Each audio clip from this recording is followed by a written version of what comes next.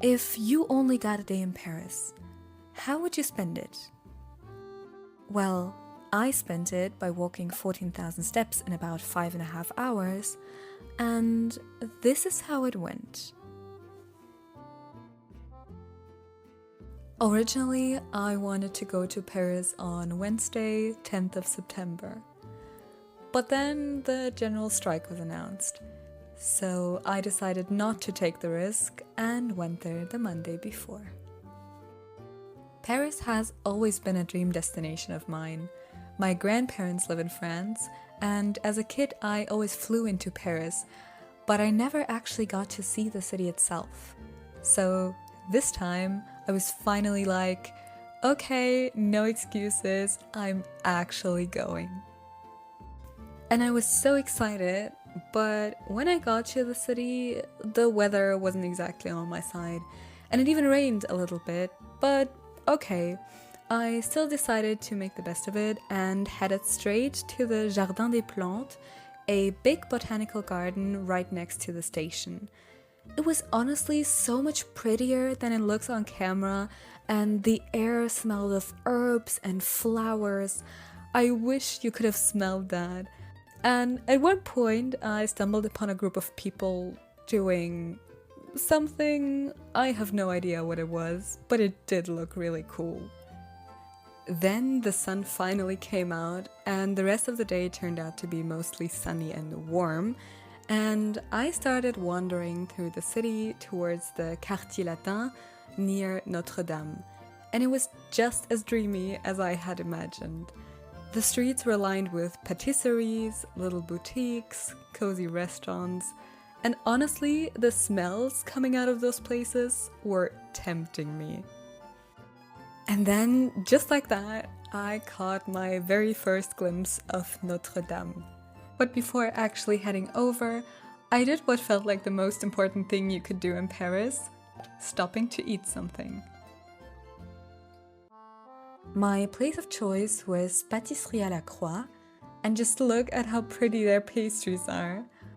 I ordered a croissant with tomato and mozzarella, a raspberry macaron, and a tea that I think was called Earl Grey Moonlight. The croissant turned out way better than I expected.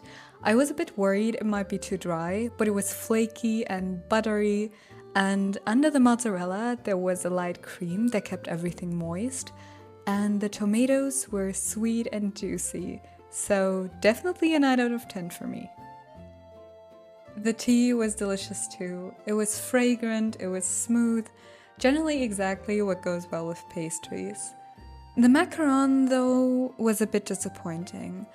I actually had some at my grandparents' later this week, and compared to those, this one just fell flat. The raspberry flavor was so faint I barely noticed it. I mean, it was still okay, but more like a 5.5 out of 10. Across from where I was sitting, I noticed the bouquinistes, which are green stalls along the Seine, once known mainly for old books, and now filled with everything from vintage prints to postcards. I passed by them and eventually reached Notre Dame. For a moment, I even thought about joining the queue to go inside, and normally I would have reserved a ticket ahead of time. But since I had to move my trip from Wednesday to Monday, everything was already sold out. So, with the little time I had, I chose to simply admire it from the outside. So, instead of visiting Notre Dame, I bought some pretty postcards for 40 cents each and decided to wander around the two little islands in the heart of Paris. I didn't really have a plan. I just walked, looked around, and tried to take in the atmosphere. While I was there, I caught myself wondering why foreign places always feel so much more beautiful and alive than the cities I know back home.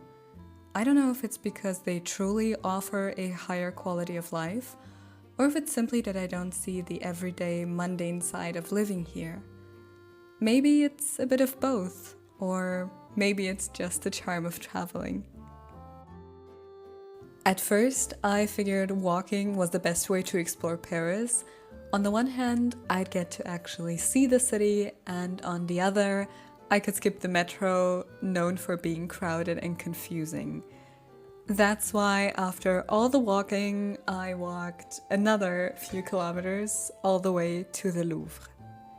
I would have loved to get in, and I feel like even if you visit it once, there's simply no way to see everything in this absolutely giant building. Its history is also super interesting. Back in the day, it was a palace for nobility, but after the French Revolution, it was slowly turned into a museum. I decided to take a break in the Jardin des Tuileries, the park right next to the Louvre. From where I sat, I had a view of the balloon they had installed for the 2024 Olympic Games, and to be honest, it was a really nice spot to sit for a while, especially since I was exhausted after all the walking. With a heavy heart, I realized that I couldn't walk back all of this and had to face public transportation in Paris to get to my last place of the day, the bubble tea shop. It had a 5-star rating on Google, so I had high hopes, and I was not disappointed. The place was quite small but very welcoming, and the lady at the counter even gave me her pen to write my postcards. After relaxing there for a while, I took the bus back to the train station and got lucky enough not to have to pay for a bus ticket because the driver didn't have any more.